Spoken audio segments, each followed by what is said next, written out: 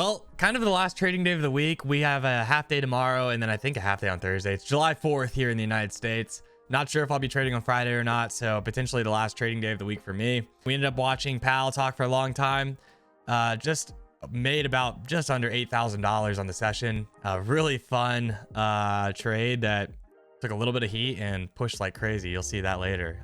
But overall, I am trading my 50K funded accounts with Apex. You can use code TBN for the best discount always. It's 80% off right now, as well as 1 day to pass. And let's go ahead and dive into today's recap. Yo, good morning. How are you? I'm doing good. What happened? I took one trade yesterday after the stream. I took one trade. I took a long off of initial balance high on the retest of IBH and took it for 20 points. Normally I take it for 10. Y'all know that. But the prior highs were like 25 or 30 points off of the IBH. A ton of liquidity sitting there. So it was a no drawdown trade and one of my favorite setups to take. So that was exciting. That felt really good, to be honest. It felt really nice to see a setup that I just like love to take and to see it execute well. So took that after the stream. That was it. That was the only trade I had. I watched Active Valor last night. And yeah, it was a solid day. We'll see what today brings. News wise today, we've got Powell speaking at market open.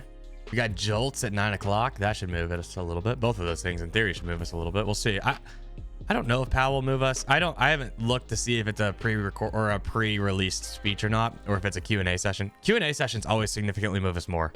Why? Because anything goes, right? He has to actually like answer questions as opposed to typing out a speech and it getting pre-released and the market just not caring. Am I tripping, or are there 2 half days in a row? Honestly, I've seen I think it's 2 half days in a row is what I saw, but then I've also heard that it's a full close on Wednesday or on Thursday. I don't know the answer, and I'm not gonna even try and find out the answer because I'm not trading Wednesday or Thursday. There's no stream tomorrow. There's no stream on Thursday. I'm golfing tomorrow, and then Thursday is the 4th of July, and I will be celebrating. So I don't know the answer, and I'm not even going to try and find the answer because the information I saw it's just always so hard to read the futures calendar, to be honest, but it looks like it's 2 half days. And again, I just don't care. I'm not trading it, so it doesn't matter to me. Markets are open. AMP always sends out a schedule, and it looked like a Thursday was still open. Or yeah. Like the whole AMP email is confusing as frick. Why the heck do they have market closed and then reopens Monday night at normal times after Wednesday? Thursday, market closes, then reopens at Tuesday night at normal times. They're dumbos. And then equities, it says noon on Thursday. I don't know, man. I could care less. I'm not trading either day. Wednesday is my last day heading to the beach and not worrying about it. Yep, that's the right idea, Gary. Markets are up. Did I click the... I think I clicked that already. Maybe I didn't. Yeah. Either way, I'm just not going to worry about it. Okay, so we got Powell talking right now. I could potentially find it. I'll be watching to see if we should be listening to Powell or not. And then we got Jolts at 9. Okay, daily chart. Right back, snapped right back up into the range, looks like. 20K trading right now. We got liquidity higher. Overnight highs in yesterday's close, 2050. That seems very likely to me to push the extra 30 points into yesterday's close, but we'll see. Okay, so we are inside yesterday's value area. Overnight lows at 910, overnight highs at 2050. Yesterday's close around 2050. Yesterday's value area high around 2050, 2060. There's a lot of stuff going on in that 2050, 2060 range, and we got liquidity all the way up into it. You can see low liquidity, more liquidity. So in theory, we pull up into the 2050s, which is exactly kind of what's happening right now. Nothing too shocking there. Do you wait for a while until market settles right after it opens? Yeah. I wait 15 minutes, so another 10 minutes from now, just to let it kind of shake out. And we got Powell talking right now. If you have it, make sure you press the thumbs up button down below so that we can get lit. I can tell you the dad joke of the day. There he is. Reaction function. The man himself. Overnight highs got just underneath, ran or right at it. Not shocking movement at all so far. Very makes sense movement, right? Off of the open, we had no liquidity downside. We had all the liquidity higher. We had a lot of targets higher. We had yesterday's close, the return to settlement. We had the overnight highs. We got yesterday's value area high. All that stuff is a magnet pulling us in, and we still have liquidity higher. To me, this is just pumpy. just straight up. Still, as of right now, it's still pumpy, and it's been pumpy the last 10 minutes, right? It's lit. It's lit. It's lit. All right, before we turn back on to Powell, let's go through the joke of the day. July 2nd, Tuesday. Of all the inventions of the last 100 years, the dry of all the inventions of the last 100 years, the dry erase board has to be the most remarkable.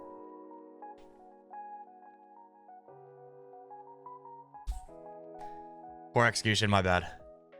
Overall, solid joke. Look. Lucky. Liquidity.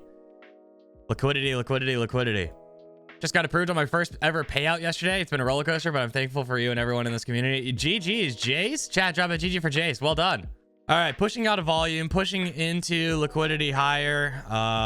Again, looks pumpy still, even with Delta kind of falling off a little bit. There's a lot of the pump is out there sort of action, right? I'll be going off and on this thing just to kind of inflation report have an idea what's going on. This morning, 2.5%, not too bad, but core was high and services are still above 4%. So what is keeping prices so sticky? Just a reminder, we also have jolts at 9 o'clock. It's likely to be a bumpy road. Jolts at 9, which should give us some movement as well. It's just hunting liquidity right now, straight up. Services is and we're almost there. One. I was just going to pose that Taylor Swift is touring Europe this summer, and there tends to be an inflationary effect in services. Am I right, Chair Powell? We saw it last year, didn't we? She would be a Swiftie. It's not just Taylor Swift, you know, others have come as well. Larry Spring. I don't know. I saw her at Wembley, and there was a lot of spending going on. I don't think she's wrong, by the way. Inflation is stickier, and famously it's tied to wages. I would say, so look at the U.S. labor market. We've seen a pretty substantial move toward better balance than we had a couple of years ago when labor was in, extreme shortage. So what you see now is an unemployment rate that's moving back up toward a more sustainable level. You see wage increases moving back down toward a sustainable level of wage increases, inflation, productivity. This feels like this board and these questions just feel pumpy. Am I the only one thinking that?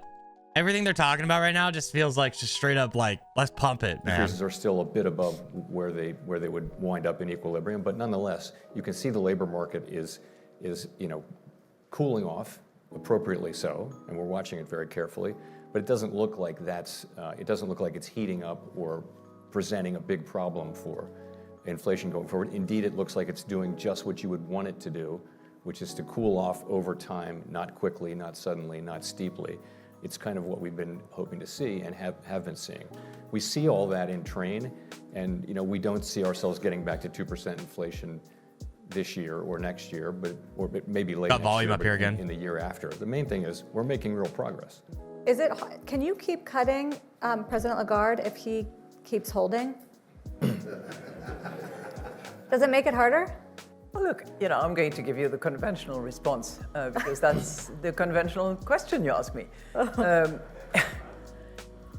We do take into account the spillover impact of whatever is decided by other esteemed colleagues. And obviously my esteemed friend, Chair Powell, is one of those. So we take that into account, but we also determine our monetary policy on the basis of what we see in our economy, and we look at the data that we get, the impact that multiple factors have on our economy. Who's running the panel? Is she a reporter, numbers. Or is she like? Does it matter for you, President Campos, what the Fed does next? I don't hate her. I don't hate her questions. Especially the EM that had more. She works for CNBC. Oh, interesting. Back into overnight highs yesterday's close. It's difficult to make the case Sellers. right now. By the way, I only ever listen to these things when it's a Q&A. I hate listening to the pre-recorded or like pre-written speeches that are already released. I don't do those on stream. The only ones that we ever listen to on stream are the ones that are actual Q&A, because that's when you kind of get like an idea of what they're actually thinking.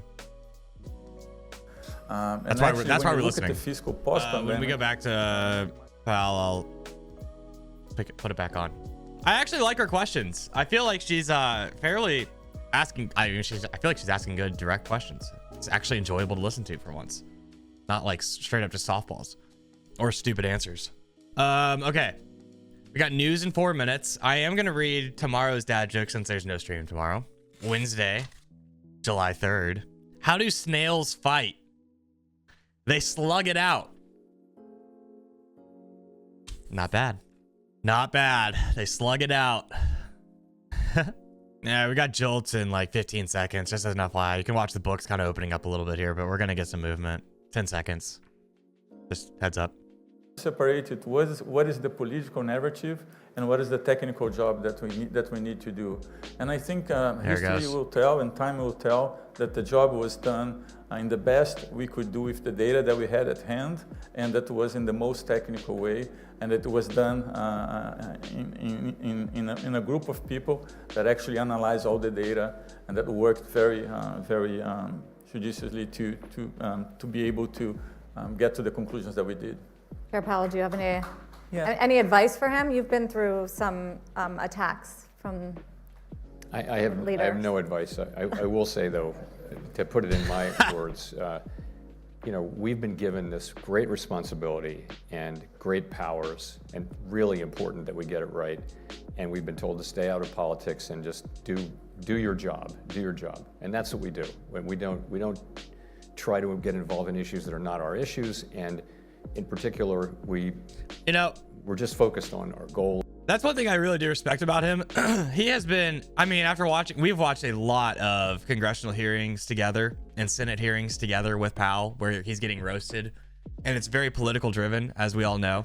I mean, we've all literally watched it together, and he truly does stand by that point for the most part, it seems, where he really does do a very good job about, like, he's just here to work and do his job. And yeah, it did seem like that was a rough quoted Spider-Man. With great power comes great responsibility. From the uncle. To do the job in addition to being a good, excellent technical expert.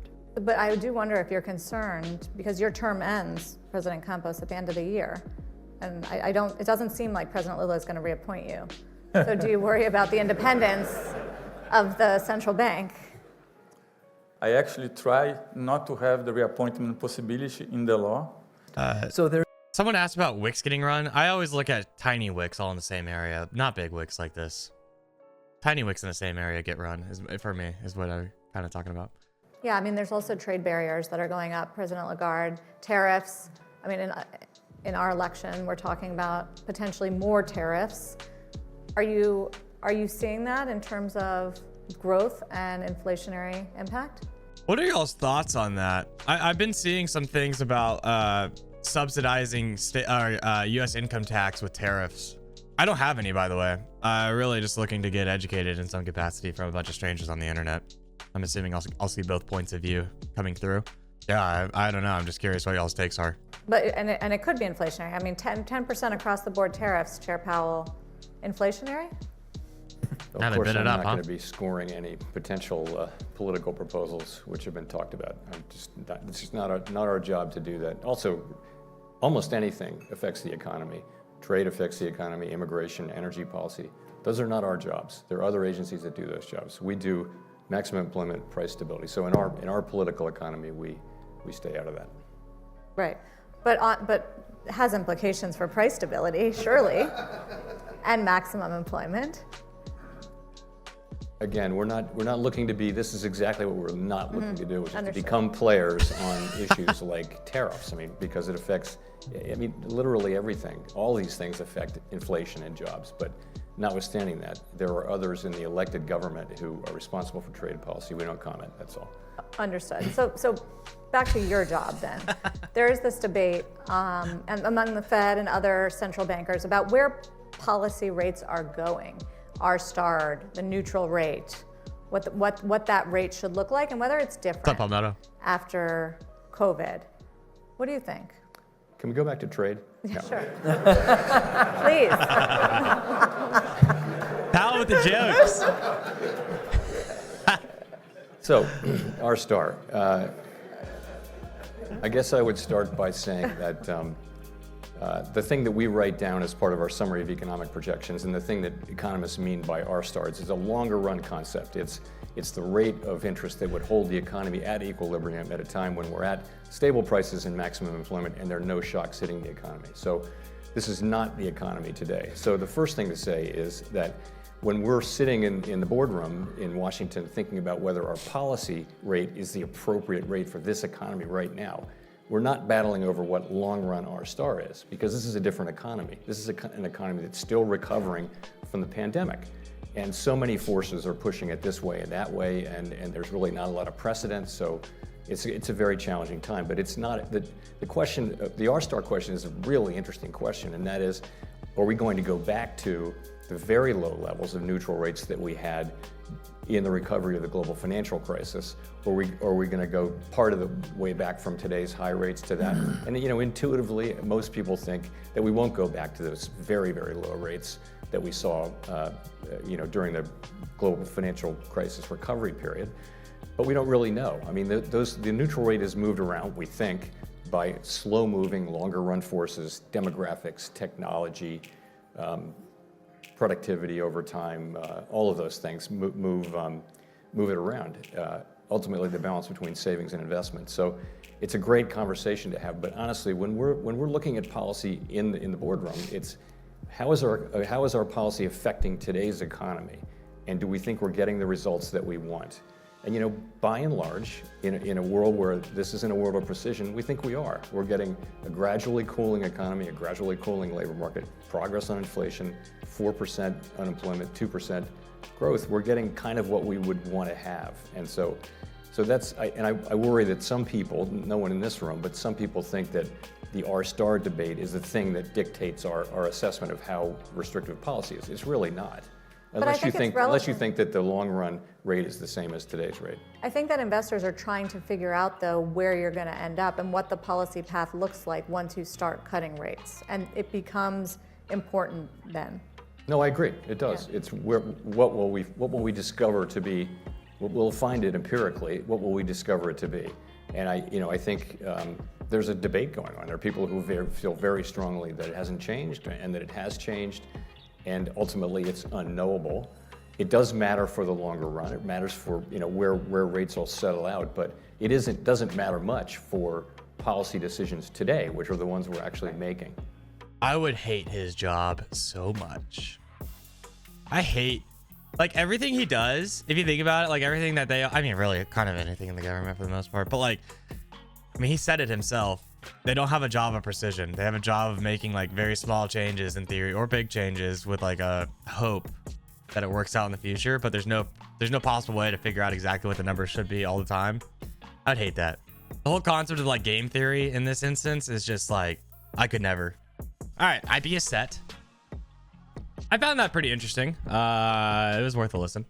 Thanks for having that on. I agree. Yeah. Again, I really only try and have those on if it's a hearing that is going to have Q&A or an interview that has Q&A or something like that. I just find it significantly more interesting than anything else. But now that that's done, I kind of hope that we push IBs here.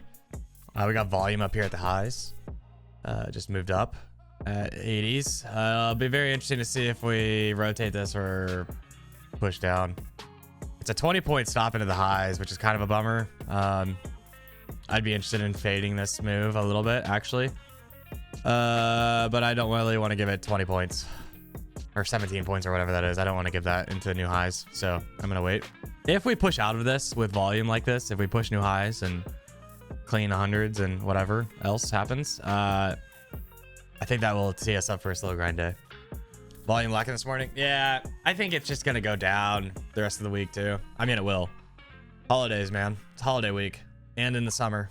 I think we have non-farm on NFP, non-farm payroll on Friday, I believe, which could give us some movement, but right after 4th of July on a Thursday, I just can't imagine it being crazy. Thursday, I think it's technically a half day for futures, even though the equities are closed, it's gonna be terrible. I imagine same for tomorrow, and I imagine the same for Friday. There's a push. There's initial balance high getting traded. So now the question is, do we stick above or do we rotate back into the range? If we come back into the range, we'll be getting short. And if we can kind of push 110s, 115s, come back down, trade IB, get long off of it potentially. Could be a nice rotation. Buyers look good. We did get volume. We pushed out of volume, so that's a good thing. I think TBM charts have delay. The stream has a delay. You can quite literally see my time, and then you can compare it to your time. I have 1 clock, 2 clocks on my screen. I have 2 clocks for your entertainment and enjoyment to compare to your clocks.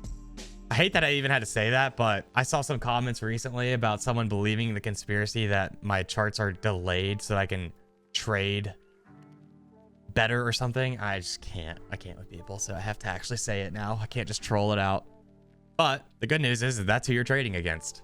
If that makes you feel any better, that's the liquidity of the market. So you made me feel like a buffoon now. No, it's not necessarily you.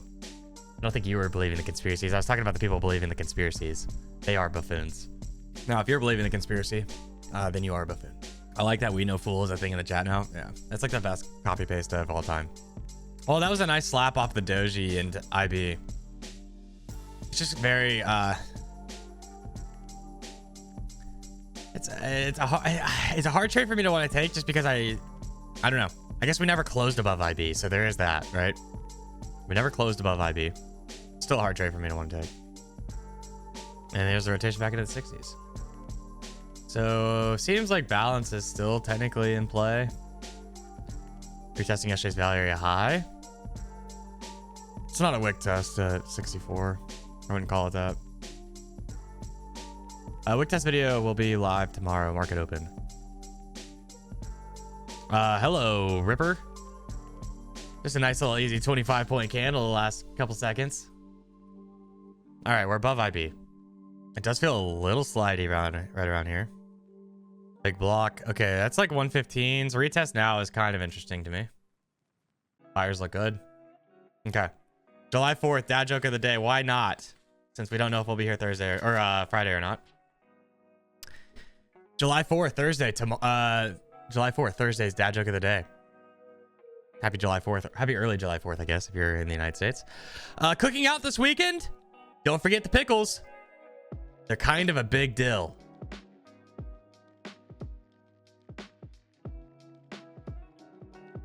I never understand your jokes. That's tough. I enjoyed all 3 of our jokes today, to be honest. I thought all 3 were very solid. Well, damn. Wanted that to fill out. How much? That was 3 points away. As soon as I bid 2010 or 110, gonna rip, but a little doji, potentially a little double bottom. Maybe it doesn't hold. I still have a bid down at IBH. All right, I'm filled long. Quick little flush into value area high on the session. I bid initial balance high. We flush to IBH. We might flush straight to volume.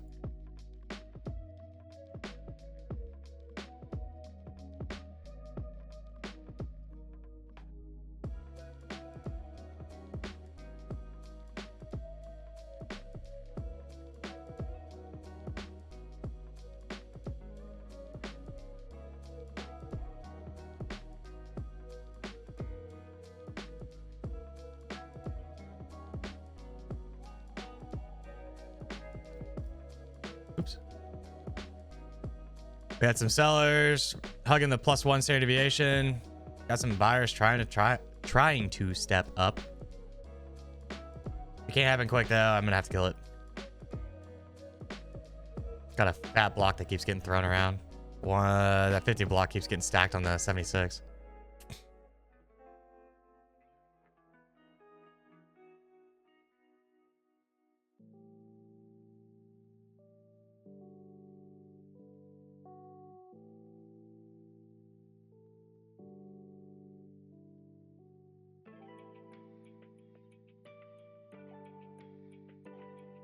If we sweep that low, I don't want to be a part of it.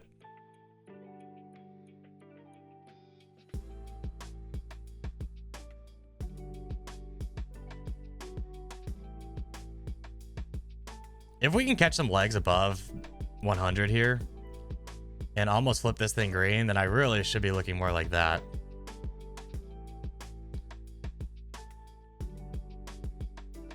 We can flip the 5 green.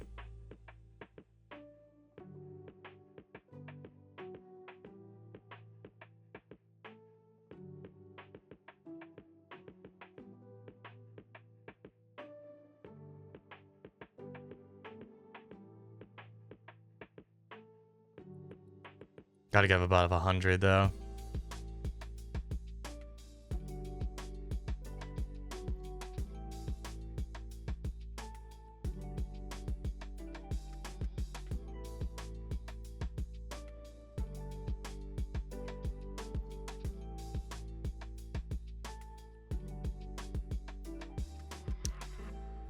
That looks heavy.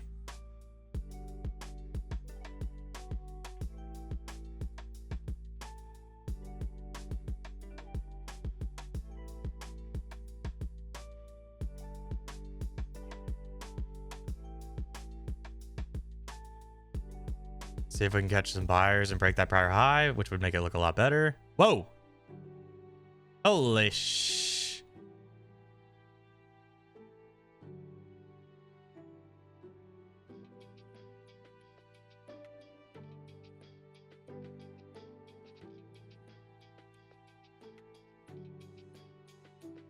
Shoot! Holy moly!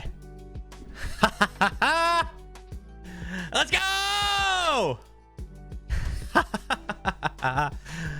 Oh, that's great. Well, that's a $400 one trade. $7,920. I'm now at $1,372 of profit on these accounts. Heyo! Thank you for the 20-point slap.